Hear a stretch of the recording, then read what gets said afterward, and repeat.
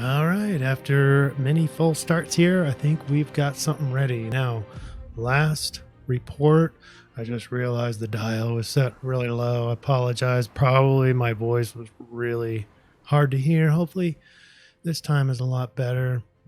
We're in the week, the CIRF week, December 15th through the winter solstice, December 21st, and we're going to be searching for optimism, is my guess. Let's get started. Who's ready to surf? Get in your stance. All right, overview slide. Everything's overlaid. Everything's looking at issues. We have a T-square on the sun. We have, which is temporary, first couple days of this week. We have Sun square Jupiter, and it goes exact on the solstice. And that's where, Sun has a hard time, our ego has a hard time seeing optimism. So right off the bat, the major energies are pointing towards maybe not negativity, but it's just this yearning for optimism. Well, it just so happens that the I-Ching agrees with it. It's limits. Limits are pointing to all the squares everywhere, and there we'll get to all those. A lot of them are repeats from previous CIRF reports. So if you're regular here, not going to be any surprise that Uranus and Saturn are extra conflicted, which they are. So limits and connections for the I-Ching. Then the DreamBot, for 2 weeks in a row now, second week, it says prepare for winter.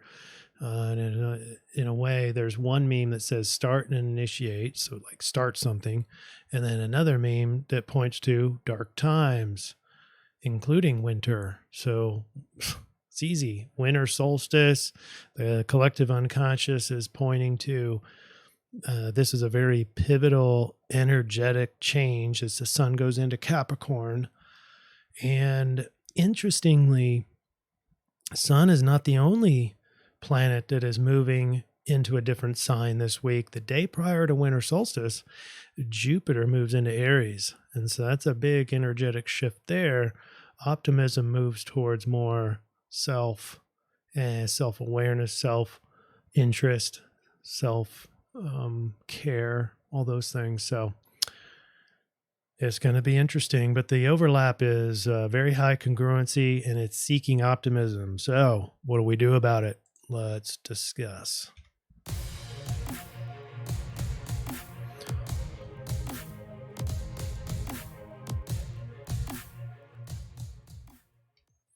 And thank you very much, all those who cared enough to post a comment and help out the algorithm for this week. All on Rumble, on BitChute, and on YouTube. We had comments on all three platforms.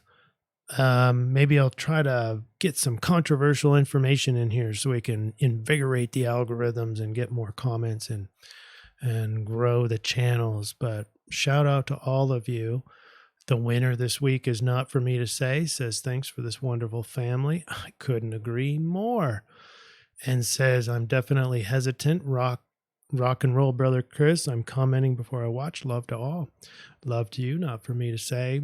And congrats. The runner-up this week was Milos. I wanted to give a shout out to Milos. Fork in a road is priceless, he says. So sending love overseas to Milos. Now, we don't do the astrology yet. We do the DreamBot, and I don't have that set. Here we go. Let's zoom in. And what we see is we had a record number of dream words that had a positive surge score. And typically we're looking at between 50 to 100. This time we had 370. So there's a big shift in the collective unconscious. And it's not necessarily positive. So you have words like shadow at the very top, 79% surge scale score. We have winter, again, that's the second week in a row. Trash, and very just negative type words. Dark times is what I termed that, those red arrows.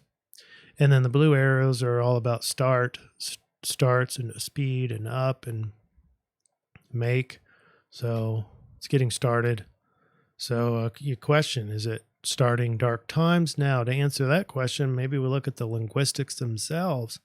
So linguistics set number 1. Let me read this for you. It says, shadow scan doctor, winter might trash thing prepare. Yeah, it doesn't read like a perfect sentence, but it matches last week. Shadow, winter. Now, interesting how winter solstice is the place in the sky where the sun has the shortest time out, illuminated. And so shadow, very appropriate, metaphoric as well, but just is all about winter solstice. So maybe that's all this is. The astrological influence. We have winter solstices every single year. We don't necessarily have dark time, so it might just be a metaphor for, hey, the sun is going into its hibernation mode for a few days, 3 days, and then starts to rise again, or the days get longer, daylight gets longer again. But then linguistic set number 2 says, start, speed up things into place, shooting little competition.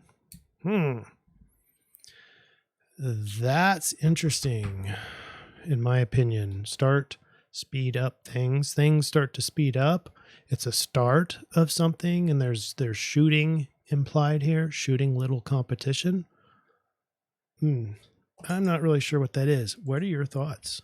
Post your comment down below. And let's go ahead and get started on the astrology. So, here's your overview. We're in between these vertical lines in the 15th through the 21st. Now, a lot of things happening. First of all, let me darken this just a little bit so you can see where I'm pointing. Jupiter is going into Aries, and that's going to be a whole different sensation from Pisces. And so we will discuss that and what all that means towards the end of our CIRF week, the day prior to the 21st, which is the winter solstice, when the sun goes into Capricorn. And then just outside of our week, just so you can plan accordingly, you got a new moon in Capricorn. So the energetic shift is you already have Venus and Mercury in Capricorn. So now you're not going to have that new moon. Remember how we kind of went from Sagittarius, now everything ducks in a row going into Capricorns, that Capricorn energy, but it's more than typical. In other words, you don't always have the stellium when there's a new moon in Capricorn, obviously. So it's a big energetic shift and a big focus on Capricorn. Practical, maybe becomes a little bit more cautious and goal-oriented and kind of looking a little bit further into the future, but staying in the present moment and getting stuff done. And then there's a lot more here, and I think we'll just do that day by day. The biggest news is this bar here, the red bar. And it goes exact on the 22nd, the day after the winter solstice. And my bar, I guess my right bar is a little bit too far to the right. It should be right here where the cursor is, right on that 21st. So I had it kind of skewed over just so you can see what's happening on the 21st. And one of those things is this Sun square Jupiter. Now, so from the onset, you're going to see a Sun square Jupiter. And this is where the ego has a hard time seeing optimism, feeling expansive. It's the pressure to feel expansive, optimistic, wise. Now, remember, Jupiter is with Neptune in a very loose conjunction, a loose orb, I think 7 degrees or so. So it's not super strong, but it's there. And that alignment is addictive escapism. So I'm going to hammer that home. We're going to go into the solution slide at the end, and we're going to be hammering home, hey, don't be escaping this week. And it's mainly because of Sun square Jupiter. And I'll make that clear as we go. All right. And if I don't, remind me. Oh, wait, you're not here live. This is recorded. So Thursday, the 15th, we have what looks to be beneficial, a grand Earth trine, but it's sort of clouded by a T-square on the ego or sun. Part of that is the moon, so it doesn't last all that long, but it's mainly on Neptune. Neptune, moon, and sun align for a T-square. It's a trap. Ego is trapped. We're trapped in ego. We're self-centered, which is sort of ironic because Jupiter at the end of the week will enter into the self-centered Aries. So it's all about self. And sun exalted in Aries, but squared. So that's going to be interesting. Squared to my exaltation puts extra pressure on this desire for optimism. All right, this alignment right here where my cursor is, this is Sun in Sag, square, multiple squares over to Neptune and Jupiter. And this alignment conjunct means that Sun is going to place a lot of pressure. The ego is going to place a lot of pressure on illusionary, feel-good experiences, wants to feel better, and it wants an escapism. It's going to be escapism to excess. That's Jupiter as well. When we get extreme Jupiter, we get excessive amounts. We over-grandiosity, over-exaggerate. And so there's this illusion that produces the Jupiter-ness of excess, but wants to feel good, wants to feel optimistic. And so addiction, if you've had old addictions, don't be surprised if those urges get exaggerated this week. And once we get to the solution slide, I'll let you know how to handle those.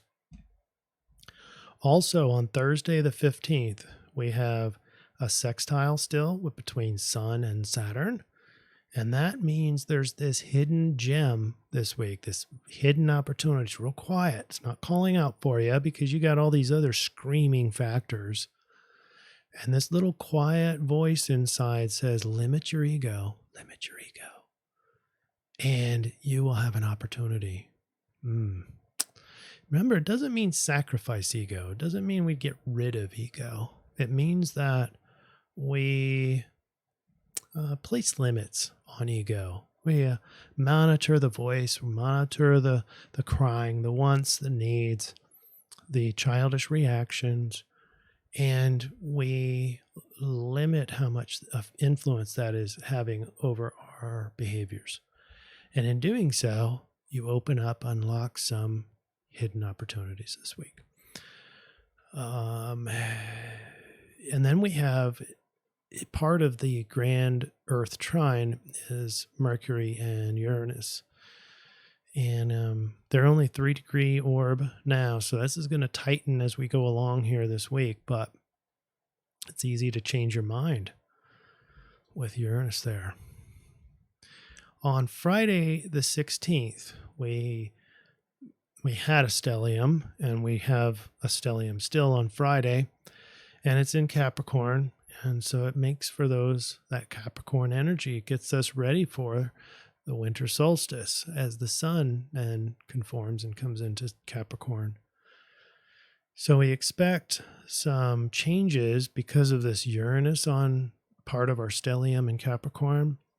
It's going to be expecting changes in the way you think, the way you relate, the way that you present yourself, the way you create art, the way you travel. I mean, all the Mercury things, all the Venus things, even though they're more of a very stable sign, an earth sign of Capricorn, so is Uranus. Uranus is in the really stable sign of Taurus, so it doesn't really particularly like to be there because Uranus represents a big changes, fast changes, last minute changes. And so thinking on your feet is something that Capricorn's going to do. Capricorn's already a little cautious, a little bit afraid, a little bit fearful, anxious. And so we're going to make that even more pronounced with all this potential change. Now, one thing I really want to point out, and we've seen this for several weeks now, Uranus square Saturn. This is the alignment of protest. So you're going to see tons of protest. Now, probably, you got to be careful where you find your information, because perhaps a lot of times you don't see a lot of what's going on in the world, depending on where you're getting your information from. Always question, no matter where you're getting your information from, including me, question it. Question it for its accuracy. Always ask questions. Don't just automatically say, well, he said this, so therefore that's true. But anyway, energetically, there's going to be a lot of protest energy, even if you're not seeing it in your media outlet. And why do we say that? Because Saturn and Uranus are in a contraparallel, meaning that vertically speaking, they're on opposite sides, equal and opposite sides of the equatorial plane. And so that's extra conflicted. They don't see eye to eye. Well, they already didn't, because they are already in a square. 90-degree alignment means that Saturn wants to keep things the same. Uranus wants to change them. Uranus wants to rebel against Saturn or the government or the way things are, or tradition, limitation. And Uranus says, screw that. We don't need tradition. Just let me be free, and I'm going to rebel against anybody who tries to contain me. So that's what's happening. Like it or not. Saturday, the 17th, everything that we just mentioned is still pretty much present. And so now we have ego in the midpoint. So Sun is at 25 degrees, and Neptune and Jupiter, basically the Sun's orb is in the midpoint between Neptune and Jupiter. Jupiter being roughly 7 degrees away from Neptune. So it's a loose, but it's technically considered a conjunction, and it still makes for that heavy urge to escape any discomfort. Well, the square there is the discomfort. It's a pressure. It's a conflicted. It's I like that term pressure, though. This feels like this pressure to focus on and to create optimism or find optimism, because that's what Jupiter is. And Sun, having a square between them, can't feel it, doesn't feel it. So maybe cravings and addiction come in there. It's easy to escape with that alignment, okay? Sunday, the 18th. We have the pressure here makes for emotions that feel a lot more powerful. So in addition to the protest and the seeking optimism, now you have a brief moment, because of the moon, we have a brief moment of very powerful, controlling emotions. And Monday, the 19th, where the Sun closing out of Sagittarius, we've dropped the powerful emotions, luckily, but now we've got passion, because the moon over the south node is recollecting the past and really obsessed about it and ruminating, okay? And can be very passionate. So you can, it's very typical for Scorpios to get felt like they're in the undertow of emotion towards the bottom of the ocean, can barely breathe because of the emotion. And in that experience, so that might be what's felt here on Monday the 19th. We have all the other alignments still present, and Sun just closing out of its Sagittarius experience. Tuesday, the 20th, we have a T-square on Saturn, so we want to limit the pressure on yourself. That's the limit the pressure to limit yourself. This is not a correlation with Sun, but it goes back to that sextile, which, by the way, is no longer there because we're outside of that orb. But the Saturn T-square makes this trap of the pressure, the the constant reminder to limit yourself or finding what's negative about something. You see the sarcastic side of things, the bitterness. Why me? That's the alignment here. Why me? Meanwhile, this is the time. So this is the time hack is 8:32 a.m. Central Standard Time is when Jupiter, and this is on the 20th, Tuesday the 20th, Jupiter is going into Aries. Now in Aries, it's going to be a lot more defensive, a lot more. I'm going to stand by my word. I'm going to be looking for my own interest. I'm going to find myself. There's a lot packed into Aries. And ironically, then, just to reiterate, you got that double square over to the sun. Sun likes being in Aries. It's exalted there, but can't. So furthest away from home. I mean, obviously, the sun's not anywhere close to Aries, but energetically is the furthest away because of that square alignment. So there's this energy exchange is hard. It's slow. It takes longer. So the sun feels the least optimistic, especially about concerns about self and self-interest.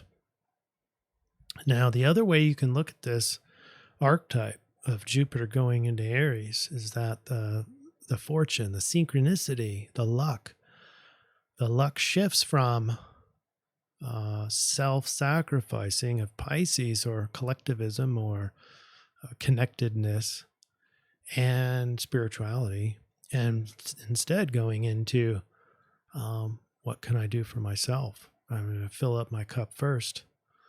And if anybody tries to stop me, I will protect myself. And so that energetic shift is quite ironic for the sun over here in a square to it. And then we got Wednesday, the 21st, winter solstice at 3:48 p.m. on the nose, Central Standard Time in the U.S. Sun goes into Capricorn. So now we have a 4-part stellium: Sun, Venus, Mercury, Pluto, and the sun. The ego is still wanting that optimism, turns more towards self in this orientation. And in that, I don't want to call it selfishness, but just to make it an easy concept so you can see the addiction. What does addiction look like? It looks like extreme selfishness. So unfortunately, in this shift, the biggest, probably easiest escape is towards an addiction that feels good, behavioral addictions or drug addictions. And you'll first notice them through urges, maybe visions, a vision of you doing that activity, which will create urges. So Capricorn is good with nose to the grindstone. You can work hard, stay in the present moment, work with your hands, get something done in as one option to work with these urges to get back to an addicted state or escape with addiction. Now, the other thing to keep in mind on this winter solstice is where the period of time with the sun goes the shortest daylight. And at that same time, this square goes exact. So the sun metaphorically is the furthest away, or energetically the furthest away from that optimism. So the escapism meter is pegged right now on this day, Wednesday the 21st, both metaphorically with the darkened day or darkest day. We also have the past couple of weeks DreamBot warning us to prepare for winter. Well, this is the official start of the winter season. So get prepared according to the DreamBot. All right. Getting into the I-Ching, the influence is with hexagram 60, limits and connections. Limits are necessary to channel energy, guide purpose, and lend direction to life.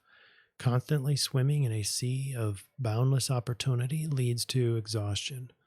The making of decisions and alliances necessarily implies limitation, for in choosing one path, another must be left behind. And this is all about, well, lots of things. The limitation of light in a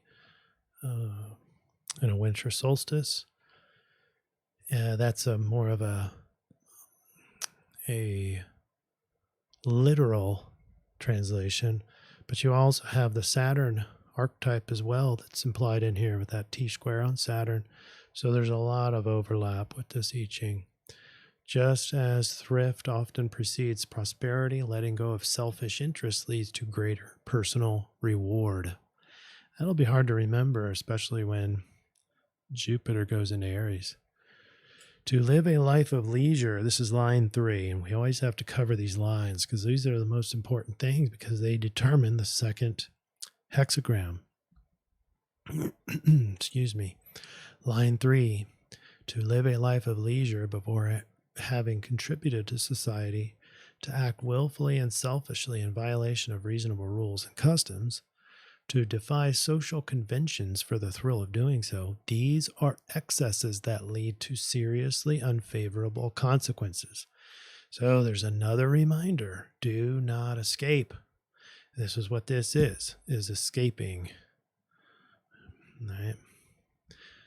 Do not ask others to wear a yoke you would not be willing to carry on your own shoulders. Impose no rules that you yourself cannot live by.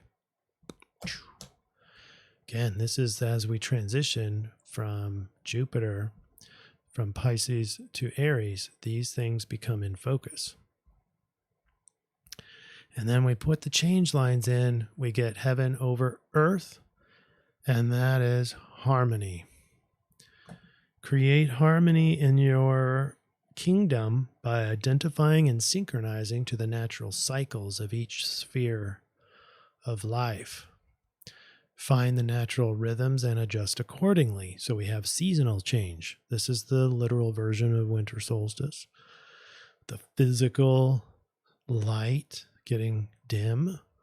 This matches the DreamBot as well. We've talked about that. Natural rhythms includes energy flow. That's why we listen to CIRF reports or do CIRF reports, is to give you a heads up on what energy to expect. Then we have natural rhythms of social dynamics. You have periods of time where you need your people time. You have time throughout the week where you need to be alone. So follow those rhythms. Especially in the holiday season, you're going to see these rhythms go on hyperdrive.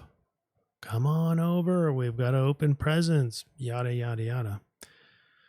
And then we have weather patterns. Those too are natural. Well, somewhat natural. I don't know what kind of percentage, but whatever. Bottom line, stay in the flow and channel your positive energy.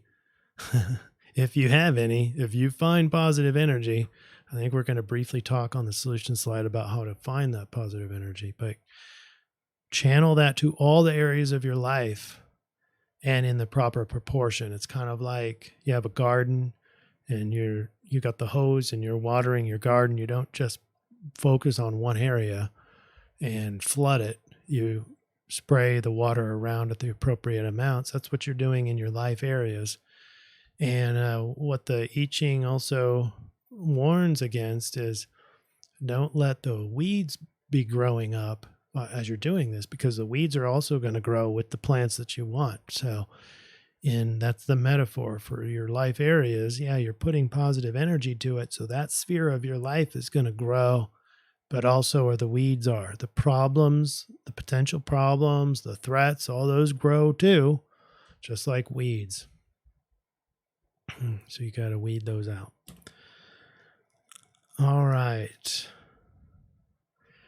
We put this main energy, that's the winter solstice, into our conversion chart. And we get the second week in a row of hexagram 10 because it was last time was Venus going into Capricorn. Right at 0 Capricorn means that it's the I believe the fifth line of hexagram 10 or gate 10, and we have Sagittarius sidereal solution. If those sound strange to you, like we got two zodiacs here, then go look at my introduction chart, and you can find that in the description below about where to get more background information for why we're using multiple zodiacs. We're using 3: Tropical Astrology, the Rave Mandala, which is human design, and true Sidereal Astrology. All right, so the Rave Mandala says hexagram 10, and it's treading. And if you remember, it means the underlying code of behavior which ensures successful interaction despite circumstances. And we have the Hermit. The Hermit is successfully sidestepping behavioral requirements through isolation. Now, this is not an escape, right? So it looks very much like escapism, but it's not. It's very purposeful. It's very conscious. You're consciously avoiding behavioral manipulations, requirements, guilt tripping. You're purposefully avoiding those by isolating yourself. Now, not all week. Remember, part of the solution was seeing the cycles, and part of those cycles are social requirements, social changes, social dynamics. So it doesn't mean be isolated all week long. All right. Here's our solution slide, folks. The one you've all been waiting for. This is, what's this guy doing? Well, I mean, obviously he's all bundled up, but winter's coming. He's not necessarily preparing. He's in his mind going, how bad's this going to get? And so it's not like it's negative per se, but it's hard to find optimism, all right? But it's there, and we'll talk about that. The influence overview, lots of inner and outer conflicts are expected this week, with most of that centered around the pressured square between Sun and Jupiter, which goes exact during the winter solstice. Ego seeks desperately to find optimism and may unconsciously escape on addictive excesses. Secondarily, Capricorn energy escalates, producing ambition on the one hand, but caution, anxiety, and other Capricorn metaphors on the other hand. So seeking optimism. Here's the triangulation for the solution. And we have the I-Ching says harmony, channel positive energy to all areas of your life using the correct proportions. And then remember, we have the gate 10. This is treading.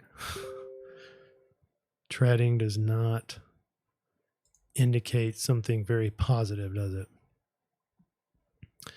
And then we have the line 2, the Hermit. The successful side is stepping of behavior requirements through isolation. Sidereal Sagittarius.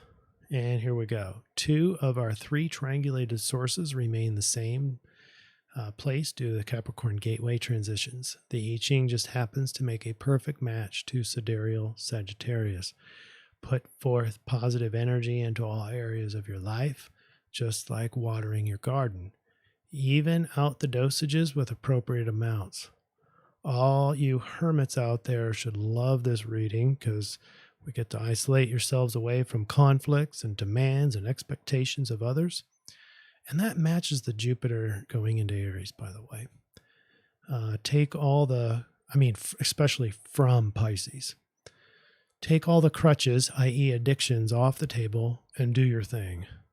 The solution is very commensurate with transition of Jupiter into Aries, especially given the ego's demanded task of finding optimism. That's the Sun squared Jupiter. And in order to do that, boldly do your thing. That's the Aries way. Find your own business. Mind your own business. Take care of yourself first with an optimistic and hopeful mindset. And do not escape into addiction. So one of the things I'll repeat to myself is that I am the king of this space. So for you, females can obviously change that to queen. I'm the queen of this space. This is basically your personal space, the space that you do control.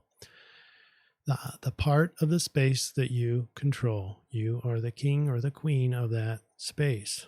Remind yourself that. I remain true to myself. I do not escape, because in escapism, like seeking another hit, or sex addiction, or another going all in on poker, is escaping, unless you have the cards, but it's escaping the reality of discomfort. So I do not escape, and I easily find optimism in all areas of my life. And where are you going to get the optimism? Folks, it's a matter of perception. That's the influence this week when we talk Sun squared Jupiter. It changes how you perceive, but that's subconscious. And consciously, you can do the override. You have to be conscious to do the override. So when you notice that someone else is negative, that's a hint that you're also in that negativity, but don't judge it. Just shift your perception. You shift your perception into something positive. And hint, in everything that happens, there's a positive and negative. There's pros and cons. So it's just a matter of seeing the silver lining in anything. So the best you can do is to be aware that you're having problems with optimism, having problems seeing it. Once you're aware, it becomes a breeze. And then all you got to do is shift your perception. Another shortcut to optimism. It's a shortcut because it's a different chemical. It's a different neurotransmitter that gratitude has on your physical body. So the sensations you feel when you do true gratitude and you make that a practice, maybe not happy, but some people feel that optimism, that sort of optimism. But most of us will feel more serotonin, which is just more content. You might feel some endorphins if it's related to a person and you're saying, I'm grateful for you.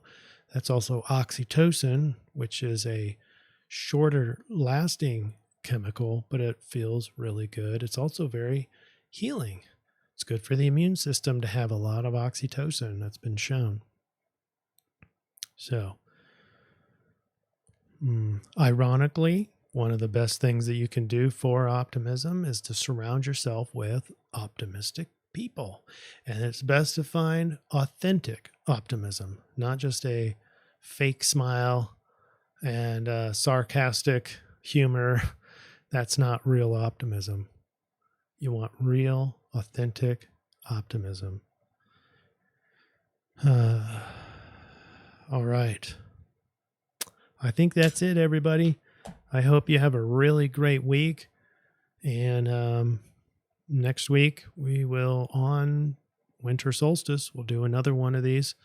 And that'll take us pretty close to the end of the not fiscal, but annual year through to December. But then I think we'll have New Year's as will be another CIRF report. So anyway, we'll see you next week.